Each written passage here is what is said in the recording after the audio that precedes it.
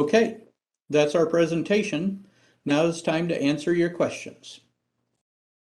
So our first couple questions look like from the same person. Our company, Rulex LLC, is registered in Pennsylvania and acts as a contractor that provides installation services for cell equipment, antennas, generators, radios, cabling, etc. on the existing cell towers. We are willing to perform this work in California. At the moment, we have C7 low voltage systems in California. Since some of our projects are assuming voltage of 110 volts, should we obtain a C10 electrical contractor's license? Can a C10 upgrade or C7 upgrade to a C10? If yes, what is the procedure? And then in addition, is there any other general license that may be advised for us to obtain in order to have flexibility in implementation of our projects? Do we need a general building contractor license? So for your first questions, yes, if you're doing work outside of C7, meaning in the C10 and or the 110 and higher, you will need a C10 classification on your license. You don't necessarily upgrade a C7. You can add additional classifications to your license. So you'd submit an application to add a classification to a license. And that way your license would then contain both the C7 and C10 and allow you to do contracting of work in either of those two trades.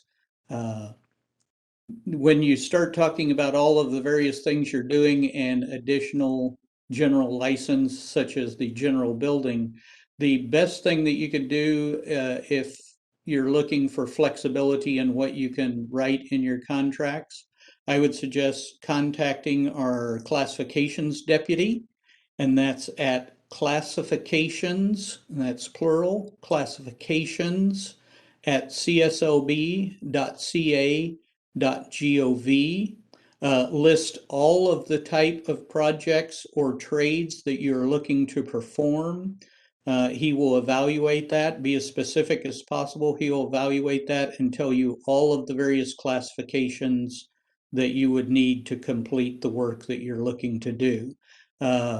When you start talking about cell phone towers, even though you're saying it's on existing towers, if any of the work involves additions to the towers or installing the towers themselves, that can cover anything from an A classification. If you're building the little houses that house the equipment and everything, yes, you're probably looking at a B classification as well. But if you list all of the stuff that you're looking to perform and send that to classifications at cslb.ca.gov, the deputy can tell you exactly the classifications you'd need to have to perform the work.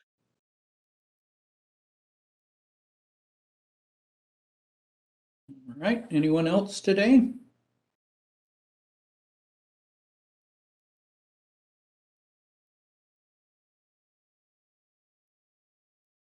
All right. Okay, can I use prior work as a building permit tech and plan checker as experience? So if you didn't physically perform the work or did not work for a licensed contractor, it doesn't sound like it would be able to be used as experience. Your best bet is showing hands-on experience, whether you were self-employed or you worked for an employer. We generally don't, it's not, we understand that you have to meet a certain qualifications when you go to work for the county or the city. However, that's not necessarily a contractor, or in that experience might not work to get a contractor's license. All right. As owner builder flipping homes, and looks like the same person has asked, as owner builder remodeling flips, how do you determine a total of 4 years experience, 1 to 2 flips a year? No, it's would be by the project. Flipping homes isn't really owner builder. If you read on the owner builder, that is specific to your primary residence for owner builder experience. Flipping homes may count as some experience. You're going to fill out a construction project experience form. On that form, we'll have places for the trades performed on that residence or that address. Also the permit numbers, and more importantly, a list of any other contractors that were hired on that and the trades that they performed. All of that is going to go to our experienced deputy, who's going to review that as to what you actually performed and what the other contractors performed to assign a certain amount of time of experience. One thing to keep in mind with projects, especially owner builder or even remodeling projects, you may list that the project took 2 years to complete because you were doing it yourself. However, the experienced deputy is going to look at the reasonable amount of time that a licensed contractor would take to complete that project's trades. So he's going to look at what the permit was for and what a reasonable contractor would take. So while the project may have been completed over a 2-year period because you were doing it yourself, it may only account for 2 months worth of credit if that is what a hired contractor would have taken to complete the project. What is the procedure to add additional classification to an existing license? So we do have an application. That is the application to add additional classification. It is located on our website, and it is just applying for the class that you're applying for. It's not going through the whole application for an original license. It's going to ask you for your class. I believe it's $230 at this point to add a class. It's still going to ask you for your experience. It's going to ask for the qualifier, what license that this classification is going to be added to. So it's going to be the same experience, same required questions, same CBU background requirements. Just a little bit of a shorter version of the application because it's being added to a license instead of applying for a brand new license. One point on that with an additional classification, that can be the same qualifier that you already have on your license, or it could be an additional person. Whoever it is, they just need to be able to show 4 years of experience in that particular classification. So if it's the same qualifier as what you already have, they're just going to be looking for 4 years of experience also in the new classification that you're applying for as well. Does a minor in management and business and economics degree give you any credit? So unfortunately, you'd have to sit in your application, and it is based off the classification that you're applying for. And that's something, even though we give you some examples, if you look at the slide that's showing right now, we can't really give you a definitive answer without knowing the classification that you've applied for. Also, a minor kind of indicates you may have a major and a minor degree. They do not combine degrees. So if you have 3 degrees, they won't combine 3 different degrees of credit. They will take the degree which provides you the most amount of credit towards the classification that you're going for, and you'll get that highest amount, but they won't stack them on top of each other to give you more credit. Would a B2 license be easier to apply if I am using owner remodeling experience? Well, once again, it depends on what you are performing. A B2 is basically non-structural work. So you're doing projects that require 3 trades. So in other words, if you did a remodeling that did some electrical, plumbing, and painting, that would count as experience towards your B2. You're looking for 3 different a minimum of 3 different trades. And once again, non-structural building. So if you're just doing minor remodeling, probably the B2 is going to be your best classification to go towards, because if no actual framing or structural work was done, you wouldn't qualify for the B classification.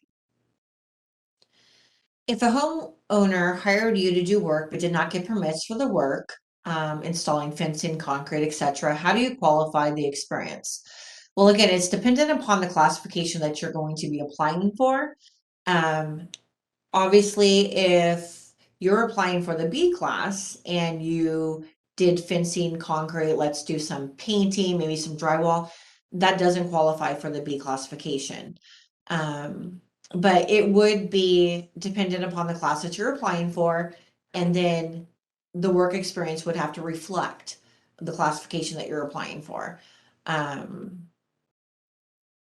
So yes, that work would count towards experience, as Dana said, depending on the classification. So if you're going for the fencing classification, you just want to list all projects and get people to certify your experience in all the various projects that you did fencing. And that would apply towards your experience in going for the fencing classification. Who may qualify as a certifier for the description of work section on my application? Actually, anyone can be your certifier as long as they have firsthand knowledge of the work that you have performed. So it doesn't necessarily have to be your employer. It can be another contractor. It could be the person that you did the work for.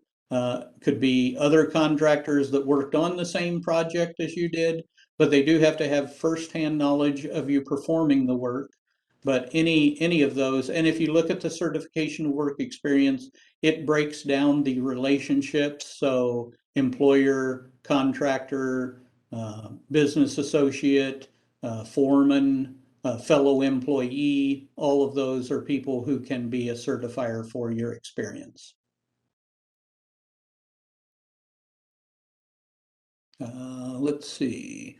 How is 4 years of structural experience determined? I have permits. Well, that's usually the best way. So structural always requires a permit, and that's what gets reviewed, especially if you're doing owner builder or self-employed work. That's the main thing that they're going to be looking for, is permits that show that structural work was performed, in addition to the two other unrelated business building trades.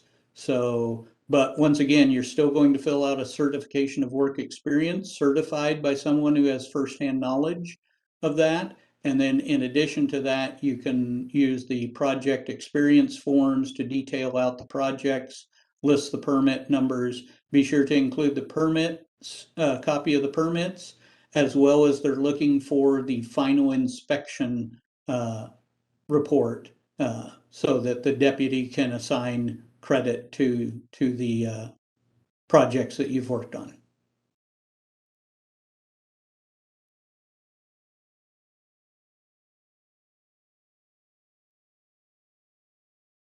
All right. So if you performed framing for a homeowner, would apply to the B class license. Again, no permits. They can certify the work. They can definitely certify the work. However, as mentioned before, we do need more information to ascertain that structural framing was performed. And ways to do that would be the finalized inspection reports as well as the permits. It would be difficult to prove that without the permits and the finalized inspection reports. That's all our time we have today for our workshop. Thank you for all your questions. If you have any other questions about your application, we encourage you to drop an email to our licensing division. Here's that email address: licensing@cslb.ca.gov. That's licensing@cslb.ca.gov. If at some point you need to reschedule your exam, you can get that process started by dropping an email to exams@cslb.ca.gov. We've also put together a list of available resources for women considering a career in construction. If you haven't already, be sure to download this presentation to get them. We can download the presentation on a green banner. You can download the presentation on the green banner on the top of our homepage, CSLB, www.cslb.ca.gov. If you're watching this archive video of this workshop on your YouTube page, you'll find a link to the presentation down below. We welcome your comments or topics for future webcasts. Just drop us an email to social@cslb.ca.gov. Special thanks to our licensing division and public affairs office for their help on this workshop. The Get Licensed to Build workshop is a copyrighted production of the California Contractor State License Board. Thank you for watching.